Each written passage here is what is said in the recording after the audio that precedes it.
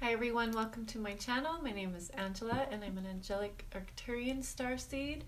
And today I wanted to transmit to you guys about how to integrate the shadow. So in order to integrate the shadow, you kind of need to understand what it is.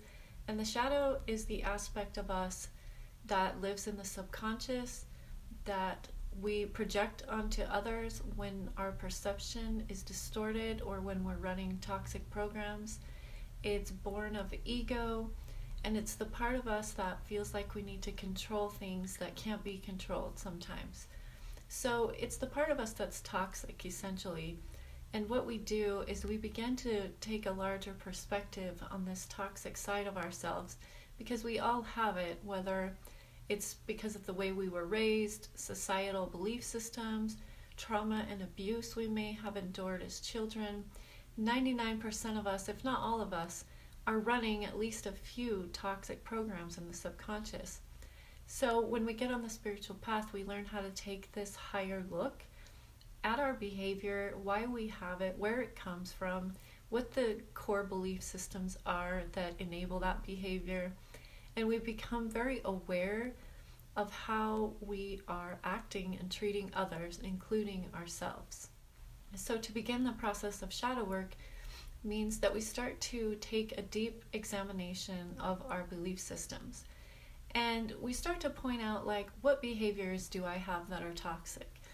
And I can point them out and say, well, I can be controlling, I can be jealous, I manipulate in this way or that way. And you have to be able to be really honest with yourself if you want to get anywhere with this. But you look at those toxic behaviors and you say, okay, what belief system or what trauma or what societal conditioning put this belief in me, and is it true with who I am? Does it serve my highest good? So say I'm somebody that's absolutely anti-abortion. I believe that abortion is murder. I am going to stick with that belief, and I will fight anyone to the death who wants to argue with me. So what I would want to do if I was going to integrate my shadow on that, I would be like, what part of me, why do I feel this way? Why do I feel like it's murder? How did this idea come to be in my being? And I would start to dig into myself and be like, oh, my parents always believed that it was murder, and they always talked about it in a way that it was murder, and my parents had really rigid Christian belief systems, and they passed these on to me, and this is how I adopted this belief system. Then on the other hand of the spectrum, you could be somebody who's very pro-abortion. You're somebody who believes that a woman has a right to choose, that it's her decision on what she can take on and to make the choice that's best for her and her family, because at the end of the day, she's the one who's going to be taking care of these children. Now, if you're completely pro-abortion, it might be because maybe you were violated in a sexual way as a child and you have this need to feel like you can control your body. Maybe your parents were really awful to you when you were growing up, and they would tell you that they wish you had never been born, and they were basically disgusted with your existence.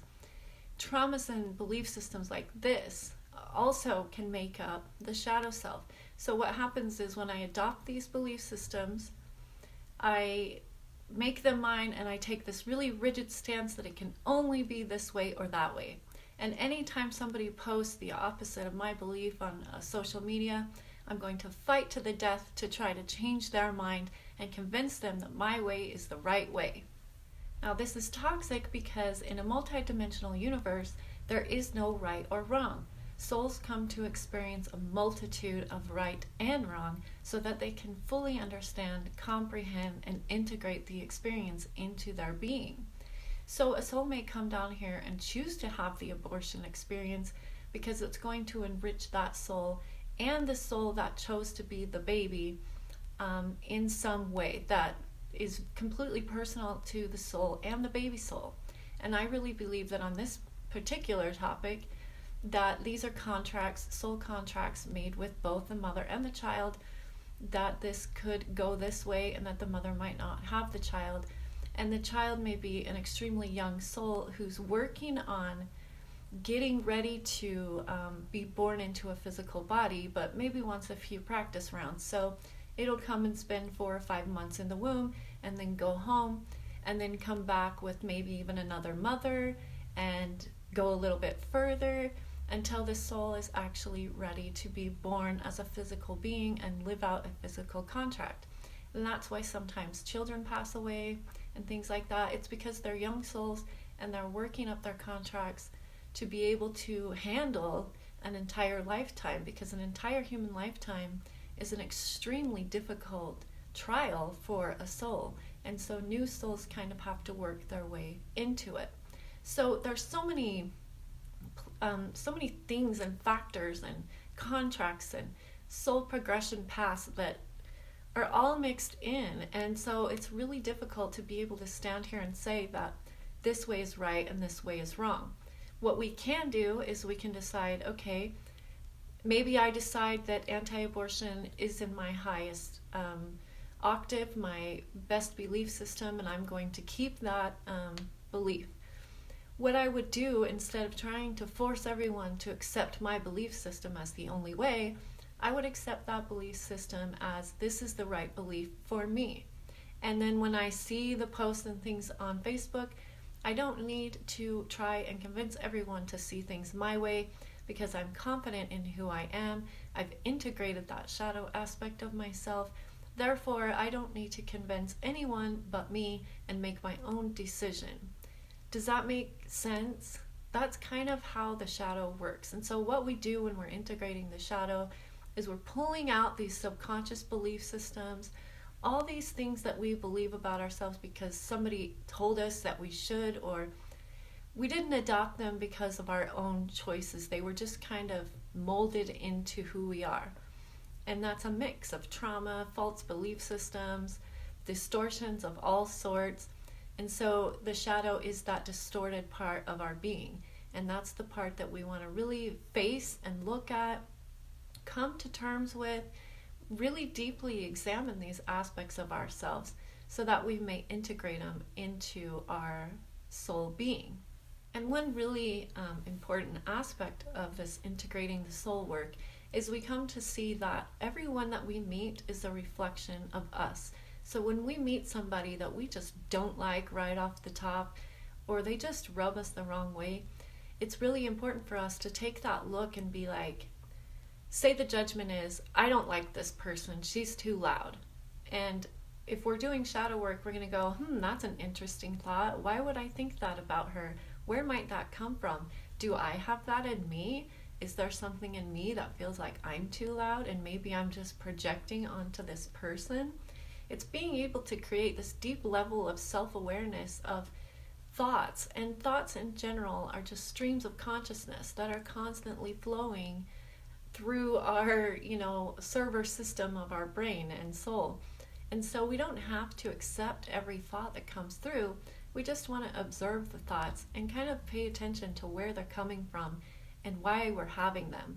And guys, shadow work is an ongoing thing. It's not something that you do once and then you're done with. It's something that you constantly stay on top of, because you will continue to get triggered. But as you work through and process the emotions behind those triggers and integrate more of your shadow, you're not going to respond to triggers in the same way. And eventually, you won't even be triggered very much at all. And if you are, you'll actually look to it as an opportunity to grow. So that's kind of the process of integrating the shadow. It's mostly just a deep level of self-awareness and self-honesty, because you cannot do this work if you can't be honest with yourself about your shadow and accept those shadow parts of you. If you will not admit that maybe you're a little selfish, maybe you're a little controlling, maybe you're flawed, then you're not going to get anywhere with shadow work, and you're going to continue to project your shadow onto everyone. Your vision is going to remain distorted, because we're all running distorted programs, you guys. And what we want to do to reach these stages of enlightenment is to pull all those distorted programs out, integrate the subconscious into the conscious, and reach higher and higher states of enlightenment. So that's the ultimate goal, guys, and that's what we want to do. And I hope that explains it a little bit. If not, leave me comments and I will do my best to clarify anything I may have left out. And thank you guys for watching, and I'll see you next time.